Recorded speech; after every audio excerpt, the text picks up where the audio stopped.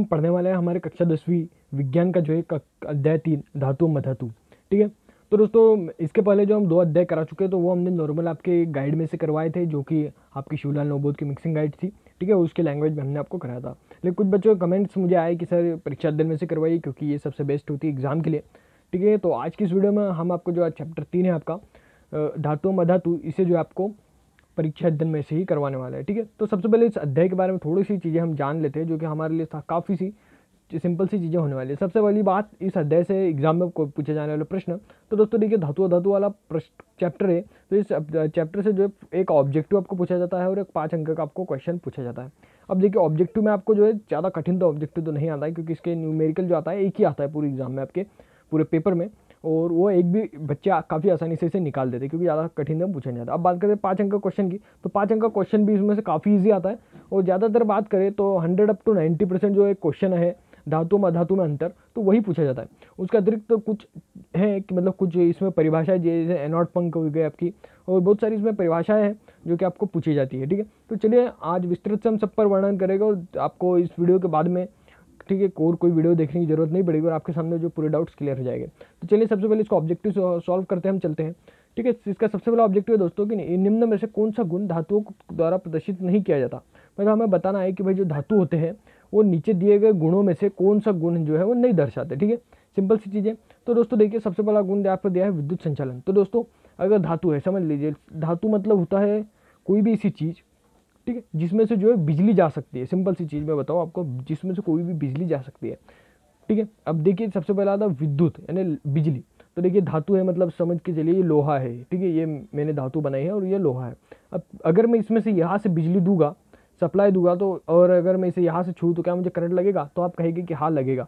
मतलब ये जो है इसमें से बिजली का जो प्रवाह है वो हो रहा है, इसलिए मैं यहाँ पर कह सकता हूँ कि भाई इसमें से बिजली जो है जाती है। ठीक है, चलिए नेक्स्ट देखते हैं ध्वनिक प्रकृति।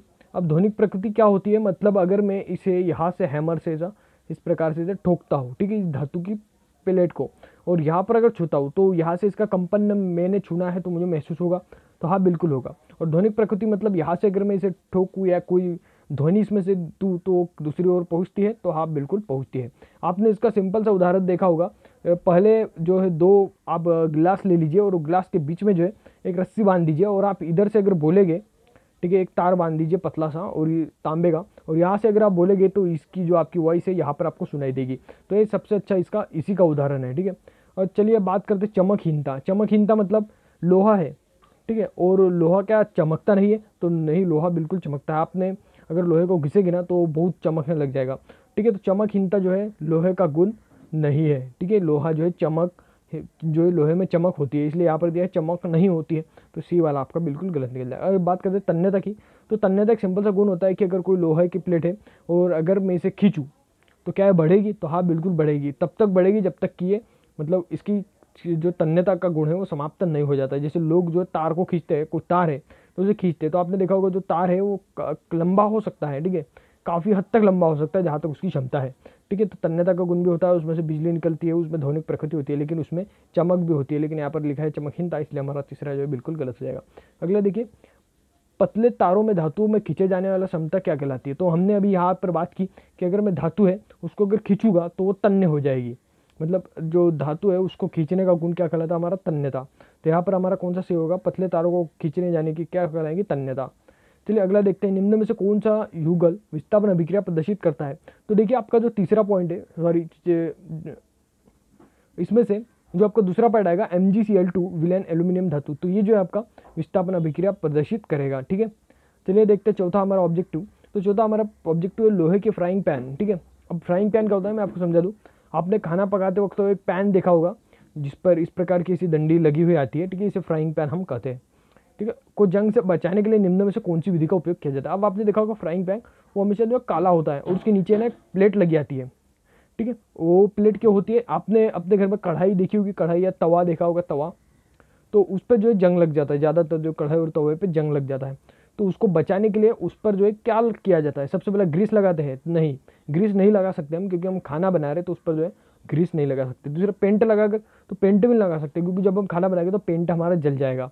तो पेंट में। अगला जिंक की परत चढ़ाकर, तो हाँ जिंक की हम परत उस पर चढ़ा सकते हैं, क्योंकि जिंक भी एक मेटल है और आपको पता है जिंक जो है अगर हम इसे गर्म भी करेंगे तो पिघलेगा नहीं, ठीक है। तो इसलिए ग्रीस तो नहीं लगा सकते, पेंट भी लगा सकते हैं, तो जिंक की परत हम चढ़ा सकते हैं। इसलिए हमारा लोहे के फ्राइंग पैन को जंग से बचाने के लिए हम क्या करेंगे, उस पर जिंक की परत चढ़ा देंगे। अगला आपका कि यदि कोई धातु ऑक्सीजन के साथ अभिक्रिया कर उच्च गलनांक वाला यौगिक निर्मित करती है तो यौगिक जल में विलय है, ये हो सकता है, ठीक है।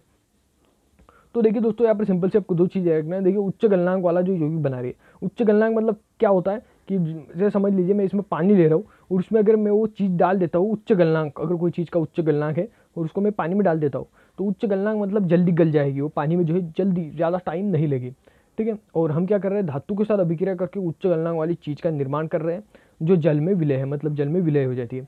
तो आपको बताना इनमें से कौन सी चीज़ हो सकती है। तो देखिए दोस्तों सबसे पहली चीज़ है वो कैल्शियम, क्योंकि कैल्शियम आपने देखा होगा आपके घरों में अगर किसी काम के लिए लाया या फिर, ठीक है, आप देख लीजिएगा कि अपने घर में किसी को भी पूछ लीजिएगा या फिर आप इंटरनेट पर सर्च कर सकते हो। जो कैल्शियम होता है काफ़ी विलय होता है, अगर इसको पानी में आप डालेंगे ना तो तभी के तभी पिघल जाएगा। चलिए देखते हैं हमारा छठवां कि खाद्य पदार्थ को डिब्बों में जिंक से बचाने के लिए टीन का लेप जो लगाया जाता है, अब क्यों, ठीक है। अब इसे क्यों लगाया जाता है, क्योंकि इसकी सिंपल सी चीज़ है कि जो टीन है, ठीक है, वो जिंक की अपेक्षा अभी अभिक्रियाशील होता है। अभिक्रियाशील मतलब ये जो है, ये जो किसी भी जो पदार्थ होते हैं, जो हम खाद्य पदार्थ रखते हैं, जैसे समझ के चलिए ये कोई डिब्बा है, ठीक है, और उस डिब्बे में मैं कोई खाद्य पदार्थ इसमें रख रहा हूँ, तो मैं ऐसे डिब्बे में रखूँगा जिसमें खराब ना हो। तो जो जिंक का डब्बा होगा उसमें खाद्य पदार्थ जल्दी जो है खराब होते हैं, जबकि जो आपका टीन का होता है उसमें खाद्य पदार्थ रखूँ तो वो जल्दी खराब नहीं होते।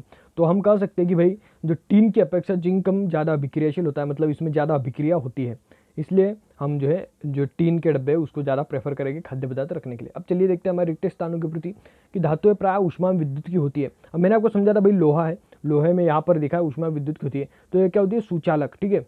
ऊष्मा विद्युत की किसी होती है, सुचालक होती है। देखिए दो चीज़ें होती है, सुचालक और कुचालक। सुचालक मतलब जो विद्युत जिसमें से जो है बिजली जा सकती है, लाइट जा सकती है, और कुचालक मतलब जिसमें से नहीं जा सकती है, ठीक है। सुचालक का आपको उदाहरण याद रखना है लोहा, और कुचालक का आपको याद रखना है लकड़ी या प्लास्टिक, ठीक है। चलिए देखते हैं हमारा अगला कि आघातवर्धन तन्यता का प्रमुख गुण है।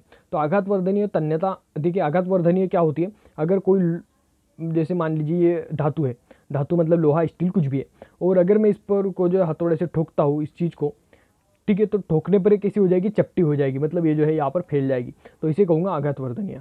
और तन्यता क्या होता है, समझ के चलिए मेरे पास धातु की कुछ छड़ है और मैं इसको अगर खींचता हूँ, ठीक है, इधर इधर उधर से हाथ लगा के मैं जब इसको खींचता हूँ तो ये क्या हो जाती है, लंबी हो जाती है। तो लंबी होने के साथ ये क्या, कौन सा गुण दर्शाएंगे, आपका आघातवर्धन तन्यता का। तो ये गुण किसमें होता है, मैंने आपको बताया था ये लोहे में सबसे ज़्यादा होता है, या धातुओं में आप लिख सकते हैं, ठीक है। तो आपको यहाँ पर लिख देना है आघातवर्धन तन्यता का प्रमुख गुण है, तो ये धातुओं का गुण है। अगला देख लेते हैं हमारा भंगुरता प्राय प्रमुख गुण है। अब भंगुरता क्या होती है, सबसे पहले देखिए कोई लकड़ी है और लकड़ी को जब आप काटते हैं आरी से, किसी भी जो किसी भी चीज़ से आप लकड़ी को काटते हैं, तो उसके जो है बहुत सारे दाने दाने दाने दाने जो आपके, जिसे हम कहते हैं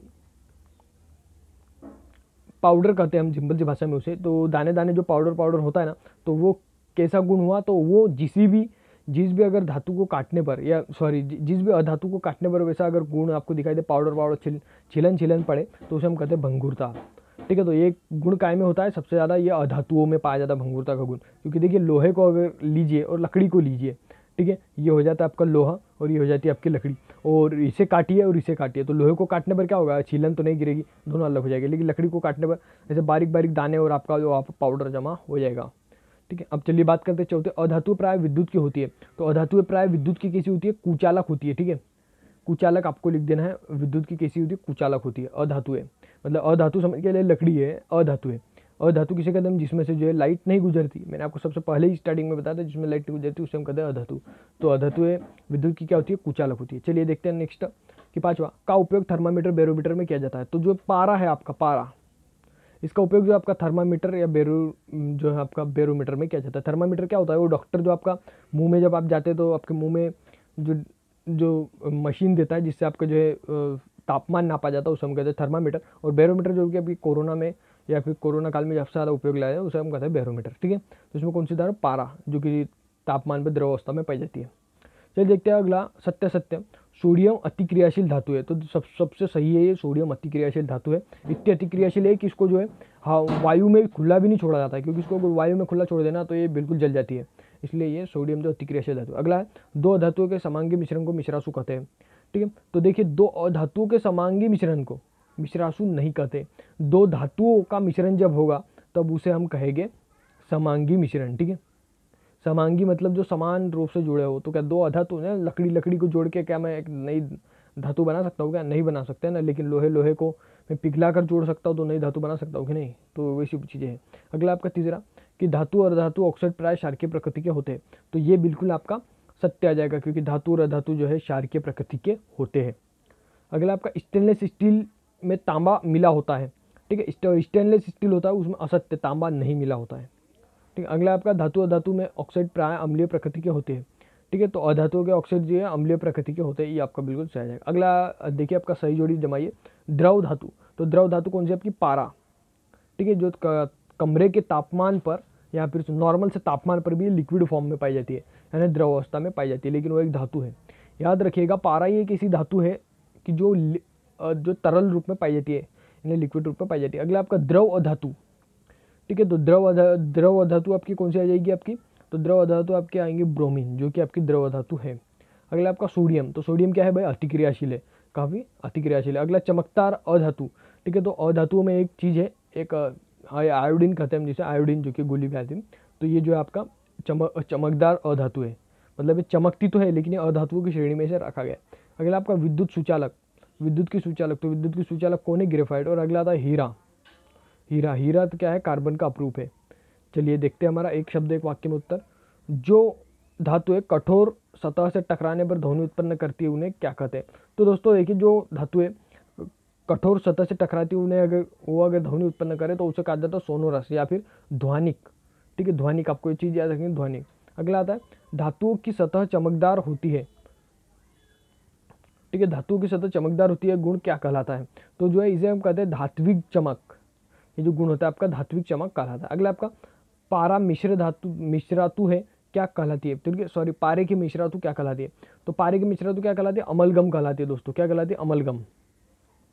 ठीक है, अमलगम। ठीक है, ये कॉन्सेप्ट आपको याद रखना। अगला आपका अयस्कों में उपस्थित मिट्टी में रेत की अशुद्धियाँ क्या कहलाती है? तो मिट्टी में जो अयस्क होते हैं उसमें मिट्टी में रेत की जो अशुद्धियाँ होती है उसे हम कहते हैं गैंग।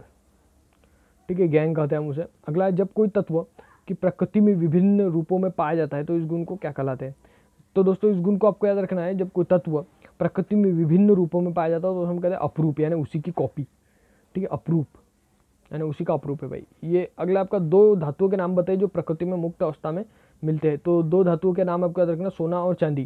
ठीक है, ये दो धातु है जो प्रकृति में जो है मुक्त रूप से पाए जाते हैं, सोना एवं चांदी। अगला देखिए आप कि धातु, ठीक है, चलिए सातवां आपका कुछ काम करिए। आठवां देखिए, कौन सी धातु आसानी से संचारित नहीं होती? तो आपको याद रखना, जो गोल्ड जो सोना होता है वो संचारित नहीं होता, इसलिए जो सोने का सबसे ज़्यादा उपयोग किया जाता है गहनों बनाने में, क्योंकि भाई इसे जंग नहीं लगता। ठीक है, अगला आपका ऊष्मा के दो सुचालक धातुओं के नाम बताइए। तो ऊष्मा के दो सुचालक आपको धातुओं के नाम पूछा है, तो देखिए सोना चांदी आप दे दीजिएगा तो ये बिल्कुल आपका सही हो जाएगा। सबसे ज़्यादा पूछा गया तो भाई सोना चांदी। ठीक है, धातुओं में। अगला आपका ऊष्मा के दो कुचालक धातुओं के नाम बताइए। तो भाई धातुओं में भी कुछ होते हैं जो कि कुचालक होते हैं, तो आपको याद रखना कौन सा है? कॉपर एवं लेड, ये जो धातु के दो कुचालक धातुओं के नाम है। ठीक है, कॉपर और लेड। चलिए मिलते हैं, ठीक है, नेक्स्ट वीडियो में, जिसमें हम जो इसके प्रश्नोत्तर के बारे में डिस्कस करेंगे, क्योंकि वीडियो काफ़ी लंबी हो चुकी है और मेरा कोई भी उद्देश्य नहीं है कि आपको मैं बोर करूं।